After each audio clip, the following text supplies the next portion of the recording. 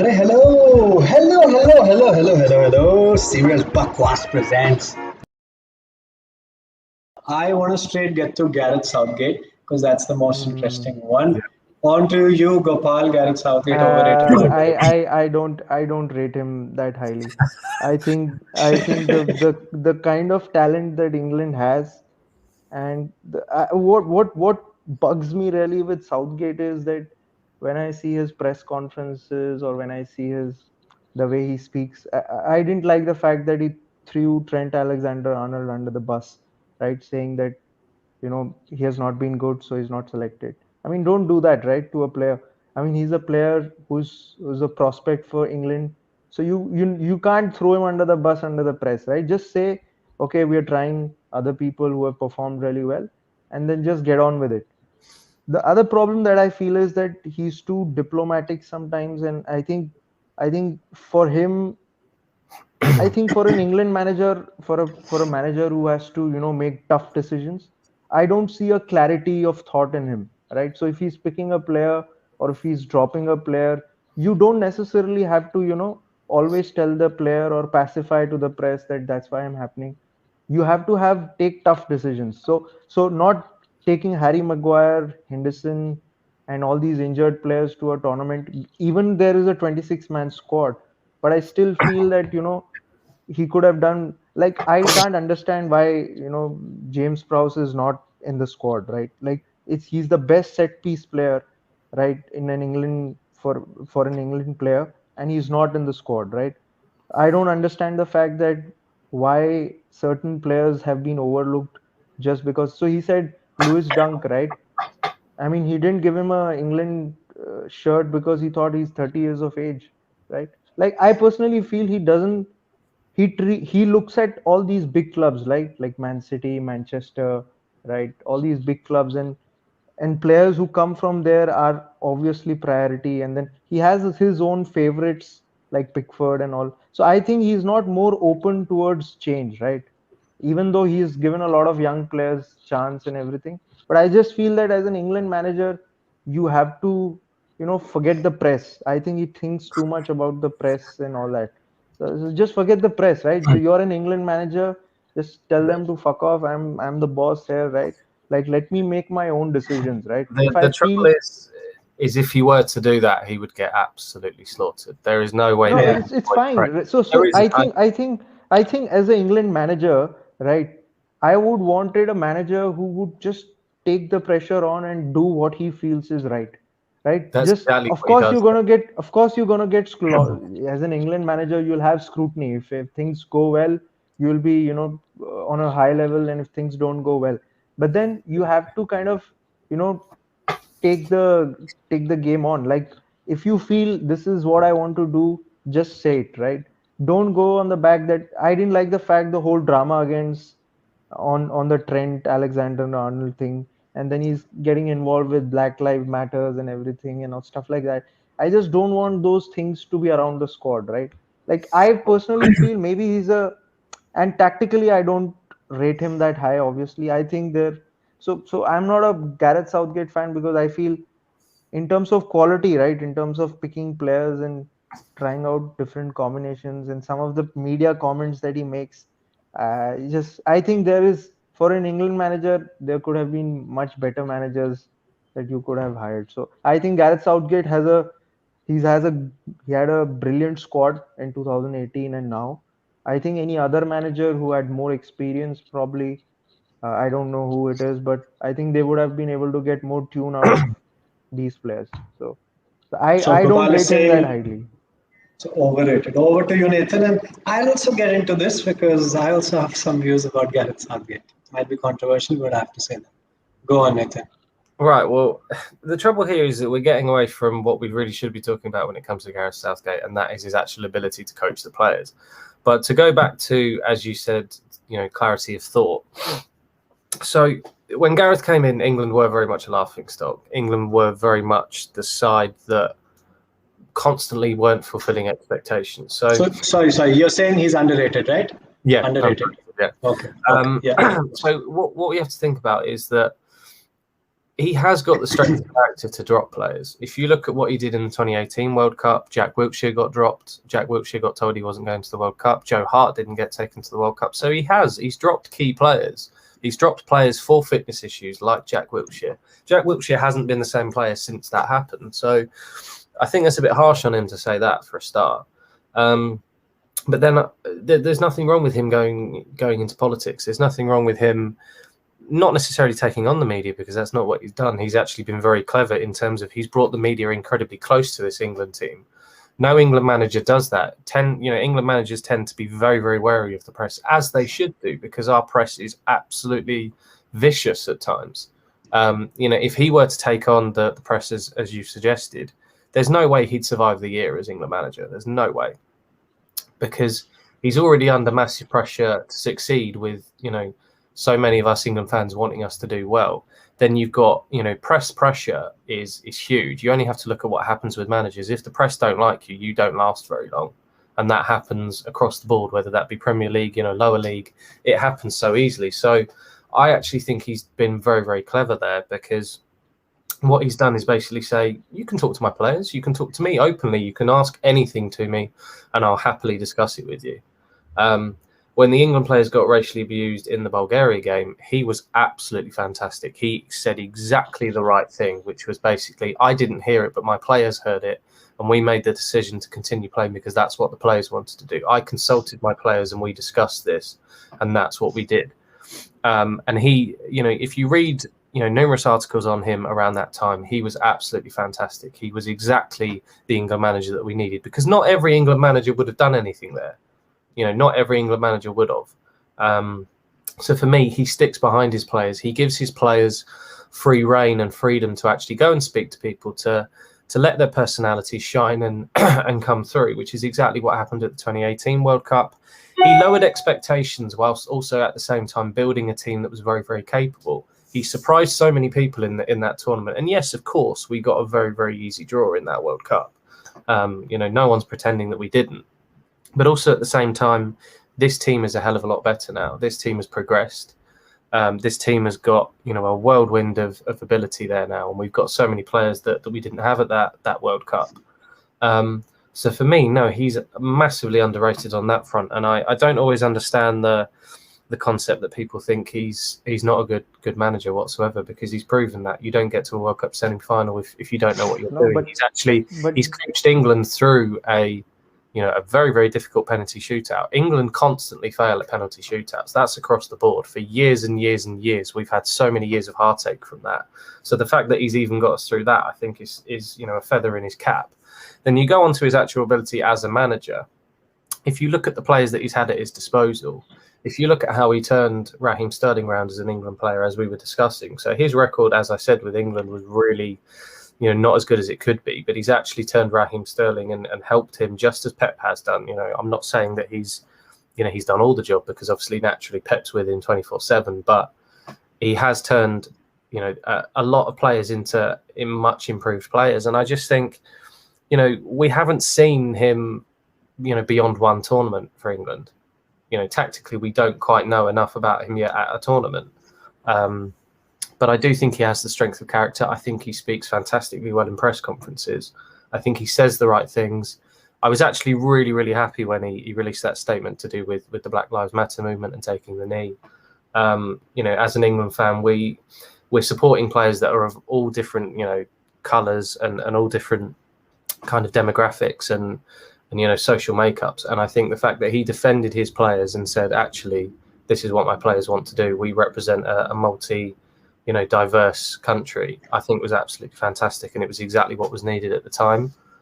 So for me, he stands by his players. He understands the country. He understands what's needed to be an England manager at a very, very difficult time when we're living in a pandemic, when we're living in, highly racial, issues here going on, especially in England right now. So for me, very, very underrated. And I just think he gets such a hard press at sometimes when actually we forget just how much he's done for both club and country. And I just think, he deserves a little bit better. Okay, that's quite interesting, Nathan, what you said. And I'll talk about both of your points. I won't talk about my opinion, but I'll say, coming to Gopal's point of lack of clarity, I do agree with him, Nathan, here, because I've noticed with him, you're saying, okay, Sterling has done well, no doubt. I feel Gareth Southgate is overrated and he is not an England quality manager. And I have my reasons, I have my thoughts. I'll quickly tell you guys why. Lack of clarity, because I've seen for the past couple of years, he has picked and chosen so many players. Like, okay, Jesse Lingard, you're playing well. You're not playing well. Okay, fuck off. You're not in the team. Calvin Phillips, you're playing well. 2 months. So you're playing well. You played well for 2 months. Okay, come play 2 games for us. Next time, you're not chosen. Right? 2-3 years, I've seen there was no clarity. You had no idea which team England will start. Right? Obviously, the attacking headache is there. There's a selection dilemma. And I have not seen, I will talk about the last 1 year. Okay. Last 1 year, I've seen quite a few England games. I wouldn't say as a manager or as a coach, he's got potential, maximum potential out of his players. When you talk about the World Cup, obviously it's an achievement to reach the semi-final, but just the way they lost the semi-final also with the Croatia team that was already really tired, and and even if they would have reached the final, they would have been sloshed, they would have been slaughtered by France. There's no doubt about that. They were not clearly the best in the tournament, and I feel this is the major tournament, major proving point for Gareth Southgate. If he can prove in this tournament that he has that mettle, I would then say he's underrated, but for now he is overrated, because sometimes his selection, his process, I've never understood. Tactically, I've never understood what kind of football he plays. If you talk about 4 or 5 different international teams, you talk about Italy. Okay, I know how Italy will play. You talk about Germany. Okay, we know the type of players Germany has. Germany has also transitioned, right? From the from the big players, they are also transitioning now, right? Getting in Sane, getting in young Goretzka, young players. You look at France, you know what kind of football France will play. You look at Portugal, they're also transitioning. They're getting so many good young players, but you know the type of football they'll play. As a football fan, I don't know the type of football England will play in the Euros. And that is my major point. There's no clarity as to the type of football he'll play. For the past 3 years, I've noticed that specifically. I'm not an England fan. I'm a football fan, but that is what my opinion is. I still feel he is overrated. I'll just add to your point. If you look at the friendlies, right, and look at the countries that England have gone up against, I think those games England should have easily won 3-0, 4-0, 5-0. Right? I mean, in terms of the quality that England has. The other problem I feel is that tactically, sometimes I don't understand what system he's going to play, because all world class managers, right? If you look at all world class teams and everything, you can pretty much say what France lineup is going to be, right? You can pretty much say what Portugal's lineup going to be. But when it comes to England, I know there are a lot of players and everything, but I still don't know what his best playing 11 is, what he's going to, what his methodology is. I don't know the midfield, I don't know the attackers, I don't know, obviously there is injury, but then I don't know an entire way. Maybe the international football is a little less, so he doesn't have that time to maybe impose. But I don't get a feeling that he's a manager who can win stuff for England, right? Because to win you have to play an attacking form of football, in my opinion. And I think sometimes he's just too much pragmatic. So what I think, I may be wrong and I'm totally biased, but I think this tournament, maybe the group stage and how England progress as a team, because I've not seen England play really well against the big boys, right? Like Paris, no, like France, Germany, Portugal, and all these. So this tournament is going to tell us how his progression has been. But for me personally, I feel when I see Gareth Southgate, okay, maybe he's a good guy, good personality and everything, but I think to win tournaments you need more tactical, yeah, to go on my the point. discussion on what kind of football team he puts out there. Personally, you can see it because it very much is a possession-based team. It is very much a team that is capable of both counter-attacking and keeping the ball. And I think, again, you mentioned about being the bigger teams. You definitely saw that in the Nations League in 2019. You saw him beat a very, very good Spain side. You saw him beat Croatia, the side that we lost the World Cup semi-final to. So I think that's quite harsh to actually say that. But then did England win Nations League? We've not exactly been able to play international football. So I think that's kind of harsh to say. Yes, we haven't seen it necessarily in a World Cup or necessarily a Euros, but we haven't had one since 2018. So I think that's kind of unfair to say really against him. But as I said, in terms of football, the football side he plays, you can see it because of the influence that we've had from the Klopp kind of football and Guardiola's style of football. There is a high press there. There is an effort to try and keep the ball on the ground, to not necessarily play to the big man like we used to do when Peter Crouch was around, or Emil Heskey, for instance. We've definitely developed from what we used to be, and I think this team is still in transition. There still is a lot of development to go. And, as you said, with the fact that we don't always know our starting 11, I think it's harsh to say that every side knows that they're starting 11. When you've got so much quality and depth like we do now, of course there's going to be debate around there. Of course, certain people are going to prefer certain players. You might, as you mentioned, want some Chelsea players in there. Aman and I might want some United players in there. There's going to be some Liverpool fans that are going to want Henderson to start. There is always a debate around England. This never goes away. This is every single tournament. It's what we've grown up with. That I agree with you, because Gopal, having lived in London now for the past 3 years, I've been living there. I feel that there is just some extra pressure on the England job. There's extra media scrutiny. There's so much of media influence. And that way, I would agree with Nathan that he has managed that well. That's what Southgate has done well, is that he's realised I can't take on the media. I can't antagonise. I can't cause issues. He's tried to bring them close to the players, as I've said before, to the point where the media never have had so much access to players. Yeah, because Nathan, we've noticed, if you look, sorry to cut, if you look at the history, right, we've seen there's so much of pressure, right? There's this video on BT Sport also where Gerrard and Lampard are talking about why that golden generation team didn't do well, right? And leave the footballing aspect, right? Talk about the mental aspect, the mental health aspect. When a player is going into the tournament, right, there's just so much of pressure put on them, specifically England players, that it's like a war you're going to, and you have to win, otherwise you'll die. It's actually like that. And players actually, we talk a lot about Manchester United, Liverpool players not. At one time, there was Rio Ferdinand, Jamie Carragher, Frank Lampard, Steven Gerrard playing together, Paul Scholes, all of these players playing together, right? Michael Owen, Peter Crouch, top quality players, Alan Shearer. Why didn't they win a tournament? I mean, there's a different video we can make on it. But I feel media scrutiny is just at another level. And I've seen that actually living in London, of how the media writes, very interestingly, how they write about the England team and how they write as compared to about Premier League teams. Same columnist, how they write articles about England and how they write articles about Premier League teams. It's just a different ball game. Is that I think because he said to the media, you can talk to my players, it means that those media do get to build up relationships with those players. They begin to like them. And subliminally, that basically means that actually we're not going to be as harsh about you as we could be, because there was never any easy access to David Beckham, to Steven Gerrard, to Frank Lampard. Any of those players, they couldn't get anywhere near. You would only have very strict press. Nathan, see, for a media person, right, for a columnist or a journalist, all they want is content, right?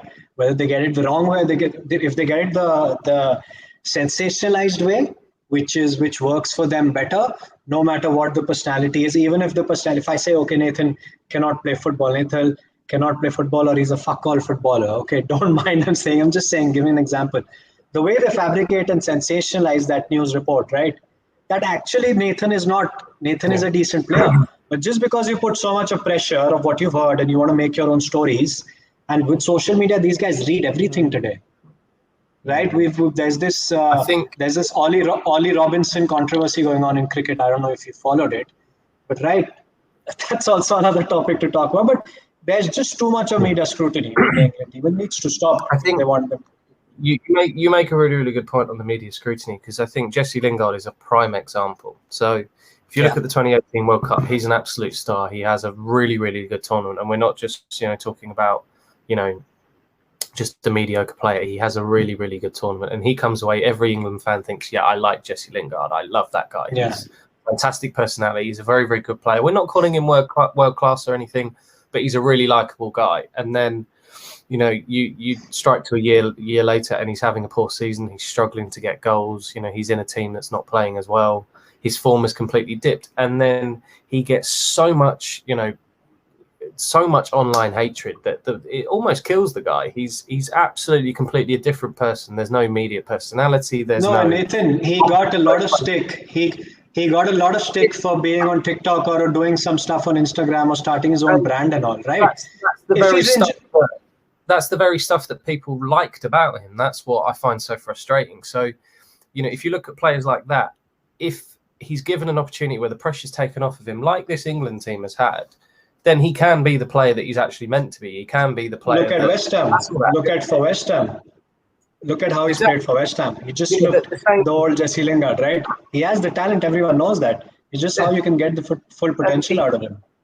Even when you and I, man, were at university together, I used to spend so much time in lectures defending Jesse Lingard because he used to get back in our lectures. I'm not even joking. Yeah. The guys will back this up. I used to defend him to a hilt and just say he's not a poor player. He's a good player. Like there's no debate on that. It's simply he's in poor form and his mental health is getting battered by the amount of social media abuse he gets. So as you mentioned, there's real discussion that we need to kind of have about mental health with footballers and social media, which obviously is beginning to get a bit of traction now. But as we go back to it, I think Southgate is a manager that has that ability to take the pressure off of England players. Hence why I think we did so well at World Cup 2018 was because England fans thought, I like these players. I have no reason to hate any of them. I have no reason to send them abuse. I have no reason to pressure them. They actually played well because I think the pressure was taken off of them. And I'm hoping that at this Euros, because it's at home, or technically at home, because, maybe there's a little bit more pressure this time, but because we've got a better side, England fans will think, yeah, well, I'm going to get behind this team. And I think if we can do that, I'd like to, think that we can do well. And I would expect, hopefully, we can do semi-finals at least, because ability-wise, that's where that side belongs, at the very least for me anyway. And that's being impartial as an England fan. And I think Southgate hopefully can be the man to take us there, because I'd love nothing more. I love the guy to pieces. We had such a good World Cup in 2018, and I'm just hopeful that things go right for him, because I know how easily the press can turn, and I really don't want that to happen to him, because I think he's a likable guy that's done the best job he can do and tried to do the best job he can do under so many different circumstances all thrown in at him at once.